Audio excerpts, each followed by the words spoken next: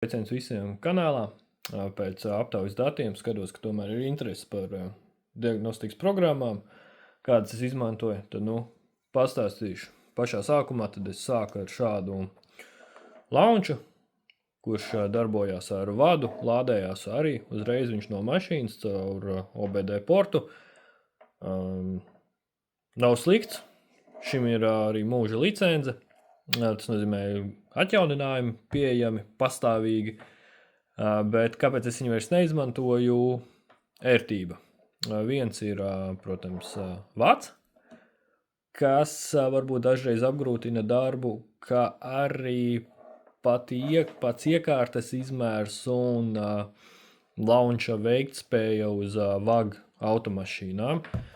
Tad nākamais ir visiem labi zināmais VCDS, Vagcoms, kā agrāk to sauc. Tad no sākuma pastāstīšu droši vien par VCDS paudzēm, ja Vagcom paudzēm.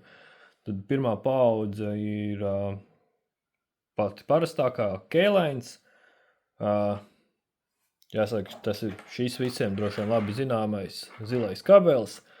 Šobrīd jau tā ir absolūta vēsture, jo liela daļa automašīnu viņu vairs neatbalsta. Tiem, kas ir pazīstami droši vien ar B5, C5 virsbūvi un C4, tad es domāju, ka šis bija labākais viņu draugs, lai diagnosticētu automašīnu, kā arī, lai veiktu kaut kādas izmaiņas. Pēc tam jau VCDS-am parādījās jau CAN-bus sistēmas. CAN-bus iedalās arī paudzēs, ja tā var teikt. Tad pirmā paudze ir Hexcans, kurš man nav uz vietas neviens. Tālāk bija HexV2, šis gan ir patiesībā, jā, ja es pieskāros par Hexcan un HexV2, tad šie ir divi visizplatītākie Ķīnas kopijas adapteri, kurus var iegādāties AliExpress par relatīvi mazu naudu, manuprāt, kaut kādi 20-30 eiro, kur būtu jāpievērš uzmanība. Ja tomēr pērkam neoriģinālo Ķīnas klonu, kur es galīgi nerekomendēju pirkt, tad es ieteiktu vērst uzmanību, lai tomēr tur būtu šis te V2, nevis Hexcans, jo Hexcans beidz automašīnu atbalstu Hexcans darbosies ar automašīnām līdz 2015. gadam, ja es nemaldos, kur pretēji HexV2 arī Ķīnas darbosies arī ar jaunākām automašīnām. Kāpēc es viņus neiesaku? Jo nenāks atjauninājumi un čipu darbības stabilitāte reizēm ir apšaubāma arī. Un tad mēs nonākam pie trešās, ja paša jaunākā, kas ir Hexnets, kas arī ir man, ko es pats izmantoju. Kāda tad ir Hexneta priekšrocība? Ka Hexnets darbojās krietni ātrāk, kā parasts, kā HexV2, un viņš darbojās bezvadu režīmā. Tas nozīmē to, ka man nevajag obligāti ar datoru sēdēt pie automašīnas klāt. Man automašīna var būt mierīgi pacelt uz pacēlāju, un pats es varu sēdēt uz galda, nevis uz galda sēdēt, bet pie galda, un diagnosticēt vai veikt kaut kādas izmaiņas. Šeit vēl ir labi, ka viņu var izmantot infrastructure režīmā. Ja gadījumā ir Wi-Fi routers, tad šo te Hexnet signālu var laist caur Wi-Fi routeru tādā veidā, atrodoties vēl tālāk no automašīnas. Vēl viens plus Hexnetam, ka VCDS var izmantot no mobilā telefona, ko nevar ne ar vienu citu.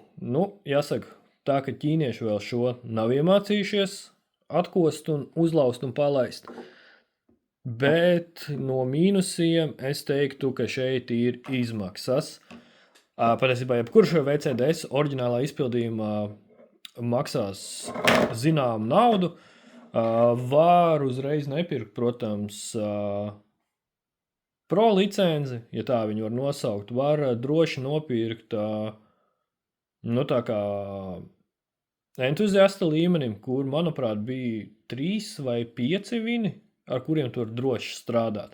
Savukārt, ja jau gribi tā kā nopietnāk darboties, slēgt vairāk automašīnas, tad jau nāksies pirkt ar licenci. Bet, ja godīgi, viņš ļoti ātri sevi atpelna, jo darbības stabilitāte ir nenormāli laba, kā arī ir pastāvīgi atjauninājumi.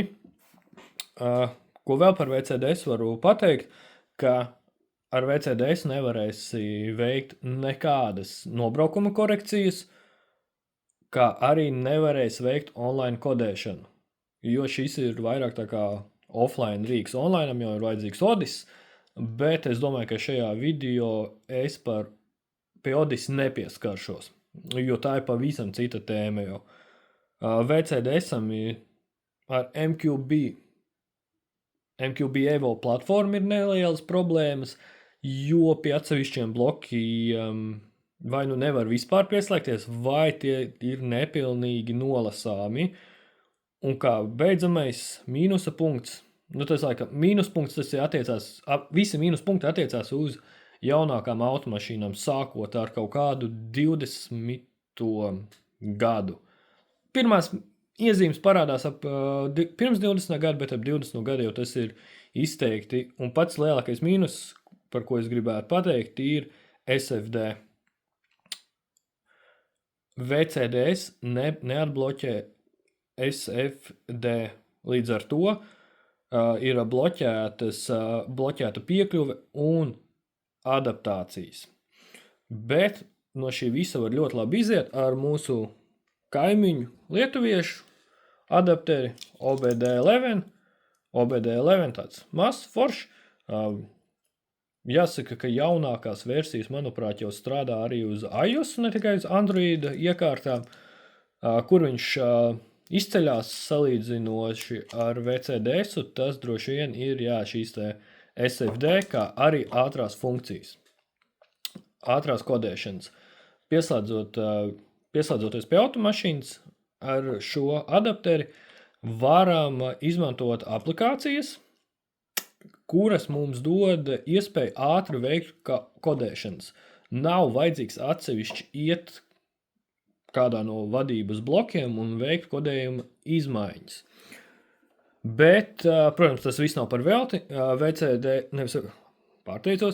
OBD11 izmanto token sistēmu, respektīvi par katru darbību būs jāmaksā. Tās darbības, tās maksāšanas naudiņas tur ir ļoti, ļoti simboliskas. Cik zinu, uz šo brīdi, ja iegādājās OBD11, tad jau ir mēneša abonēšanas maksa jāmaksā atkarībā no pieslēgtā plāna. Man šis adapteris ir gadus 5-6, līdz ar to man ir lifetime plāns viņam, un man nav jāmaksā abonēšanas maksa. Tad varbūt vēl drusku atgriežoties pie VCDS, ko es gribētu pateikt, kā atpazīt Ķīnas VCDS no oriģināla. Tad šeit es speciāli sagatavojis 2 datorus fonā, un nācās gan atrakt vienu veco datoru un ieslēgt. Tad šādi mums izskatās kopija. Redzam, mums ir loģisks sērijas numurs un reģistrēts ir uz FlyV2. Tāds kaut kas apšaubāms jau. Un vēl, kur VCDS klons atpaliks no oriģināla, viņš nepalaidīsies pa taisno no VCDS failu, droši vien vajadzēs kaut kādu krakoto failu, uzlausto vai kaut kādu atsevišķu loaderu. Un uz otru datoru, uz mana datora šeit ir oriģinālā licence. Aizkrājusies speciāli, lai nevar redzēt licences numuru drošības nolūkiem, kā arī savu personīgo informāciju. Esmu aizkrāsojis, bet redzam, pēc pilsētas, kad ir Iecava un reģions ir Latvija. Tad paralēli, ko es izmantoju vēl, tas ir šāds ThinkDiag 2. Izmantoju es viņu kopā ar planšetdatoru. Pārsvarā gadījumu es viņu gan izmantoju uz citu koncernu automašīnām, ja nepieciešams nolasīt kļūdas vai veikt kādas parametru izmaiņas. Nav slikts rīks. Arī gada abonēšanas maksa ir, bet ņemot funkcionalitāti, abonēšanas maksa ir diezgan civilizēta, es teiktu. Liels pluss ir ātrās funkcijas, kaut kādas eļas maiņu, intervāla attiestatīšanas, bremžu kluču atvirzīšana, cilindru nevis kluču atvirzīšana, kaut kādas ātrās kalibrācijas ir, un labums ir tāds, ka tas ir bez maksas un strādā bez interneta savienojuma, kur pretī OBD11 ir nepieciešams visu laiku pastāvīgs interneta savienojums, kas manā uzturē ir liels mīnus. Tā kā es domāju par diagnostikas iekārtām, es būšu šajā video pastāstījis. Vēl tāda interesanta programma ir Logviewers.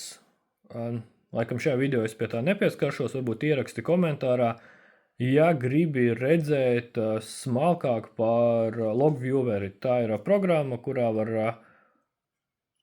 grafika veidā redzēt un apstrādāt dzīvos datus, degvielas dozes, turbospiedienu, gaisa masas mērītāju, tas pats N75 vārsts. Varbūt ieraksti komentārā, tad, ja vēlies kaut ko tādu redzēt, un pie reizes ieraksti, ko tu vēl vēlētos, lai es pastāstu vai parādu.